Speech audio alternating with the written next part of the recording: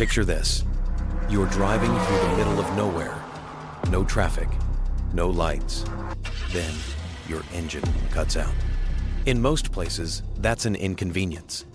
In some towns, it's a real problem. No signal, no help, and sometimes no one else around at all. America is full of long roads and forgotten towns, places people pass through without thinking twice. But not every town is built for you to stop it. Today, we're counting down 10 U.S. towns you don't want your car to break down in. Some of these towns are nearly empty. Some are still hanging on. And some were abandoned for a reason. Let's start with a town where the danger isn't obvious until you're already there. Number 10, Monowi, Nebraska. There's a town in Nebraska where if your car breaks down, everyone knows. Because everyone is one person. Welcome to Monowi, Nebraska, the smallest incorporated town in America, and the only place where small-town gossip is just you thinking out loud. Monowi has one resident. Her name is Elsie. She's the mayor, the bartender, the librarian, and somehow still overqualified. If your car dies here, there's no passing traffic, no gas station, no random guy named Mike who used to be a mechanic. Just open road, cornfields, and a silence so aggressive it feels personal. The town still exists legally. It has a bar, a library, city elections. Elsie wins every time with a 100% voter turnout, because democracy really thrives when no one argues with you. Now imagine pulling over at night. Your headlights cut through nothing. You pop the hood, pretending you know what you're looking at. You don't. You're just hoping the car fixes itself out of embarrassment. There's one house, one light, one door to knock on. If Elsie's awake, congrats, you've met the entire town. If she's asleep, welcome to your new overnight stay. No Uber, no roadside assistance. No, I'll walk to the next town. Break down in Monowi and you don't disappear, you become community news. And somehow, this is the least stressful place on this list.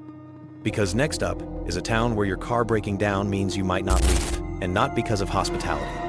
Number 9, Centralia, Pennsylvania. There's a town in Pennsylvania where if your car breaks down, you don't worry about help. You worry about the ground.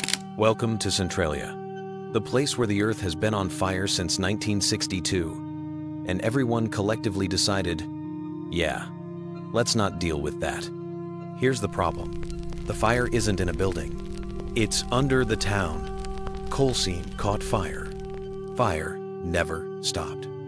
Government tried, failed, tried again, gave up, literally erased the zip code. Now imagine your engine stalls. You pull over and notice smoke drifting up from cracks in the road. Not fog, not steam. Actual toxic fumes like the pavement is vaping out of spite. Your GPS starts acting weird because half the roads don't exist anymore. Some just end. Others dip where sinkholes swallowed houses, like the town lost an argument with gravity. There are still a few people who refuse to leave, which is either bravery or the most aggressive form of denial ever recorded. Picture stepping out of your car. The air smells like burning rubber and history. The ground is warm, not sun-warmed. More like, this is wrong, warm. You think, I'll just push the car. And then you remember, the last time someone stepped off the road here, the ground collapsed and tried to kill them. No gas station, no tow truck, no help coming. Just smoke, silence, and a town that's actively trying to return itself to the underworld. At least in Monowi, the mayor might offer you a drink. In Centralia, the ground just offers you carbon monoxide. And if you think breaking down on a burning town is bad, wait until we get to the place where the government paid people to leave and the land is still toxic. Number 8, Picher, Oklahoma. If your car breaks down in Picher, Oklahoma, don't get out. Not because it's haunted, because the ground, water, and air are actively trying to ruin your organs. This town didn't die suddenly. It was slowly poisoned, and everyone watched it happen. Picher used to be rich, like wartime rich. This place supplied over half the lead used in World War II ammunition. Patriotic? Sure. Healthy? Absolutely not. After decades of mining, the companies packed up and left behind mountains of waste called chat piles, which sounds cute until you realize they're full of lead, arsenic, and zinc. Kids played on them. Dust blew through town. Water turned toxic. Doctors started noticing something terrifying. Children with lead levels off the charts. Then, the ground started collapsing. Old mine tunnels turned the town into Swiss cheese. Streets caved in. Houses tilted. Sinkholes opened like the earth was yawning. Eventually, the government stepped in and said the quiet part out loud. This place is unlivable. They paid people to leave. Some refused. Then in 2008, an EF4 tornado ripped through what was left, like the universe saying, "You missed the hint." Now imagine your car stalls here. You step out. The dust kicks up. Congrats, you just inhaled lead. There's no gas station, no neighbors, no help, just warning signs and buildings that look like they lost a fight with time. Your phone works, but what are you calling? The EPA? Picher isn't scary because of ghosts. It's scary because it's real. The kind of place that proves America doesn't always clean up its messes, it just moves on and lets the land rot. And if breathing poison wasn't bad enough, the next town is so isolated that if your car breaks down, no one even knows you're missing. Number 7, Supai, Arizona. Breakdown in most towns, and you call a tow truck. Breakdown near Supai, Arizona, you call a helicopter or a mule. Those are your options.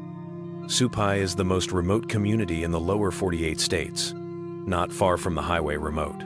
We're talking 8 miles down into the Grand Canyon remote.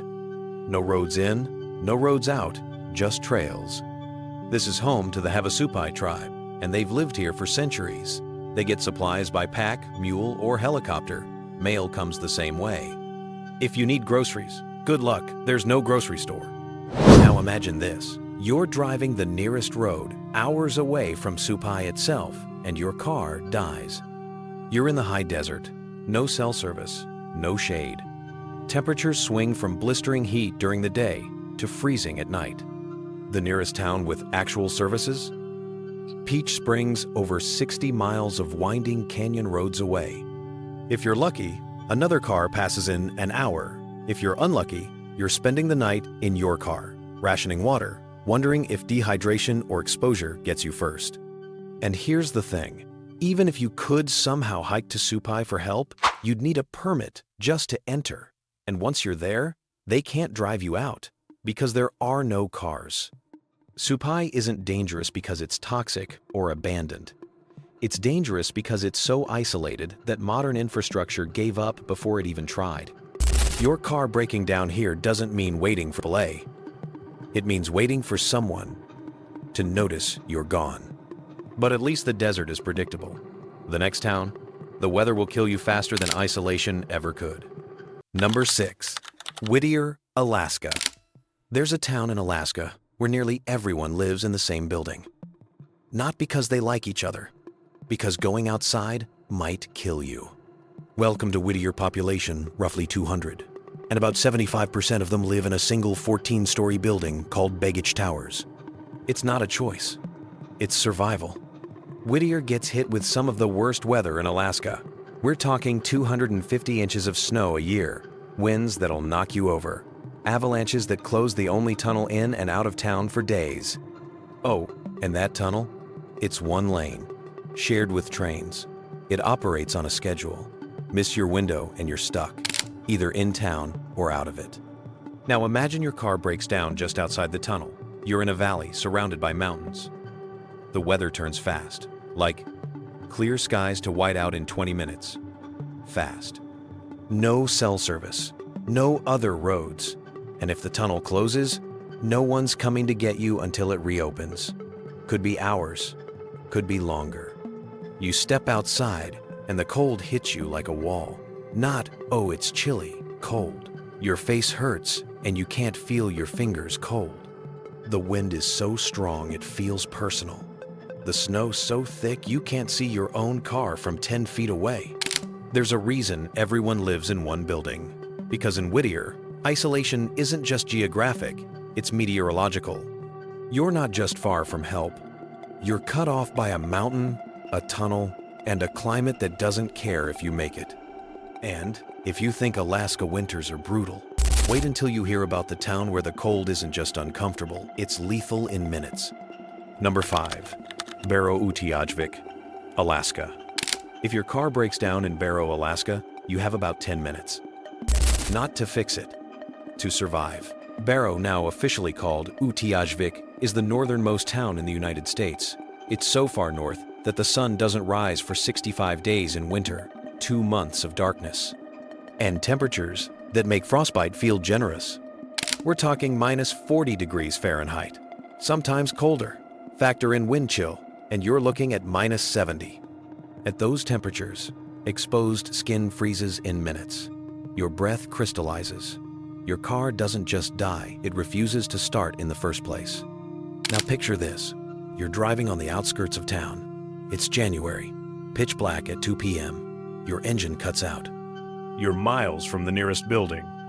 No streetlights. No traffic, just wind, ice, and a darkness so complete, it feels like the world ended and forgot to tell you. You call for help if your phone even works, and they tell you, stay in the car, keep the engine running if you can, we're coming. But your gas tank is half empty. Your heater is struggling, and the cold is creeping in through every gap in the door like it's personally offended you're still alive. Barrow isn't abandoned. People live here.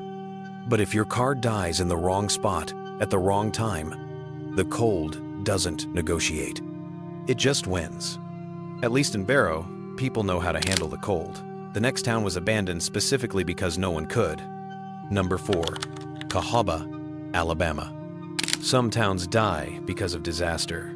Cahaba, Alabama, died because of geography, and it took its time doing it. This place used to be Alabama's first state capital. Fancy buildings, government officials, a real city with a future. Then, the rivers decided otherwise. Cahaba sits at the confluence of the Alabama and Cahaba rivers, which sounds scenic until you realize floods, constant, devastating floods. Every few years, the town would get swallowed by water. People rebuilt, flooded again, rebuilt, flooded again. Eventually, they gave up. The capital moved, businesses left, residents followed. By the Civil War, it was a ghost town. Then, it got worse. The town became a prisoner of war camp. Thousands of Union soldiers were held here in horrific conditions. Disease spread. Many died. After the war, people tried to move back, but the floods kept coming, and the town stayed dead. Now, imagine your car breaks down on the old roads near Cahaba. It's dusk. The area is swampy, overgrown, no buildings, just ruins buried under vines and mud. Your phone has one bar, maybe. The nearest real town is miles away, and the roads aren't exactly maintained. You step out of your car and the humidity hits you like a wet towel. Mosquitoes swarm immediately. The ground is soft, too soft. You hear water moving but can't see where it's coming from. And then you remember, this area still floods.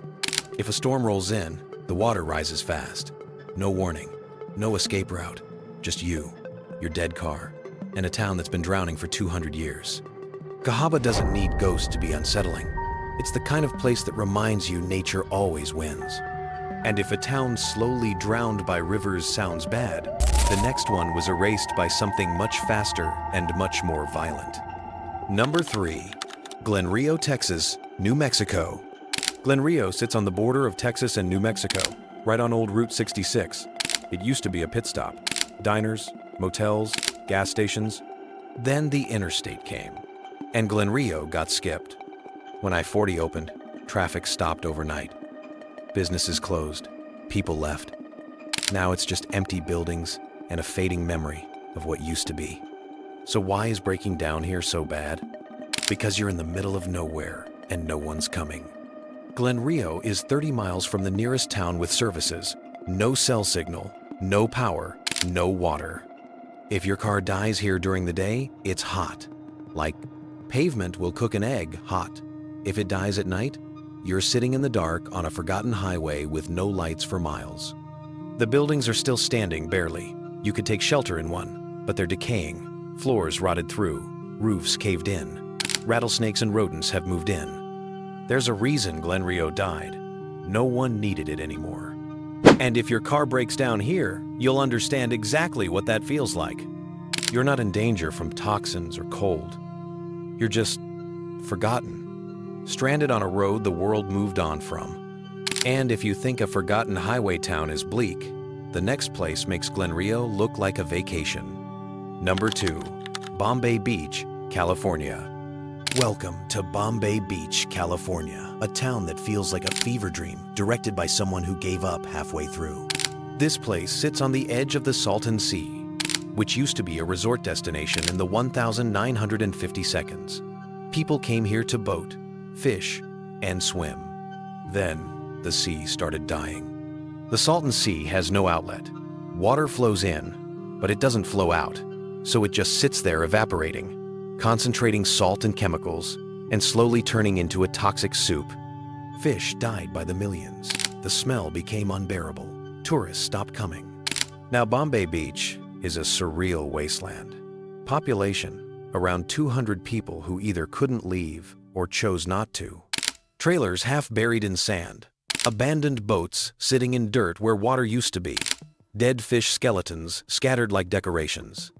The air smells like decay and sulfur. The ground is cracked and white with salt. Now imagine your car breaks down here. It's 110 degrees, no shade, no services. The nearest real town is over 30 miles away. Your phone might work, but who's coming? Tow trucks charge extra to come out here. Some won't come at all. You step outside and the heat is suffocating. The smell makes you gag, and the silence is broken only by the wind pushing toxic dust across dead lake bed. Bombay Beach isn't just isolated. It's post-apocalyptic. A place where nature, capitalism, and neglect had a meeting and decided to destroy something beautiful together. And if your car breaks down here, you're not just stranded. You're stranded in a place that feels like the world already ended. But somehow, this isn't the worst place on the list. Number 1, Bettles, Alaska. If your car breaks down in Bettles, Alaska, actually, let's be honest, you're not driving to Bettles, because there are no roads. Bettles is 35 miles north of the Arctic Circle. Population, about a dozen year-round residents. The only way in or out, float plane or bush plane. That's it. No highways, no cars, no Uber. If you need to leave, you fly or you walk 200 miles through some of the most remote wilderness in North America. So why is it on this list? Because if you're flying to Bettles and your plane has trouble, you're landing in the middle of nowhere. And in winter, the middle of nowhere becomes active survival scenario. Temperatures drop to -50. Darkness lasts for months. The nearest city, Fairbanks, is 180 air miles away. If your plane goes down, you're not calling a tow truck. You're calling search and rescue, and they might not find you for days. There's a reason so few people live here. It's not just remote, it's aggressively remote. The kind of place where humans aren't meant to be, and nature makes that very clear. Break down in Bettles, and you don't worry about help arriving late. You worry about whether it arrives at all. So there you have it, 10 towns where a broken down car isn't just an inconvenience. It's a gamble with isolation, weather, and time. Some of these places are toxic, some are frozen, some just got left behind. But they all have one thing in common. If your car dies there, you're on your own. And maybe that's the reminder we all need. America is bigger than we think, and a lot emptier than our phones make it feel. Stay safe out there, and maybe check your oil before that road trip. Thanks for watching.